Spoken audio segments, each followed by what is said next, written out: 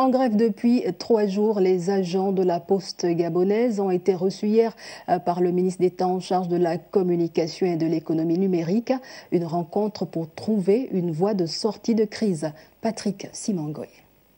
Les revendications des postiers du Gabon tournent autour du paiement des salaires des mois de septembre et octobre 2020, des bonifications sectorielles impayées, des salaires indûment prélevés et de ce qu'ils appellent déficit de communication entre la base et la hiérarchie. Tous ces points qui constituent la pierre d'achoppement de la plateforme revendicative des agents de Gabon Post ont été minutieusement examinés par le ministre d'État en charge de la Poste, Edgar Anissé Mboumbou Miakou, qui recevait à son cabinet le bureau du syndicat en vue d'une sortie heureuse de cette crise. Je travaille pour faire en sorte que la Poste continue de vivre. Et la Poste ne vivra pas sans vous, les postiers.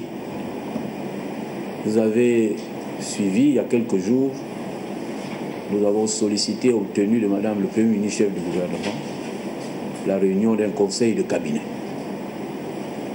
Au cours de ce conseil de cabinet, la Poste a occupé, je crois, les 2 ou 3 heures de temps.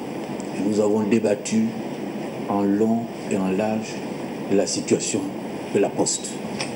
La Poste gabonaise connaît une situation préoccupante et le ministre d'État d'indiquer que le gouvernement a fait le bon choix de ne pas abandonner la Poste. Cet établissement public doit continuer de vivre. Les membres du bureau du SINAPOST rassurés. Ça a été des échanges bon enfant. La tutelle nous a écoutés, la tutelle a fait des propositions.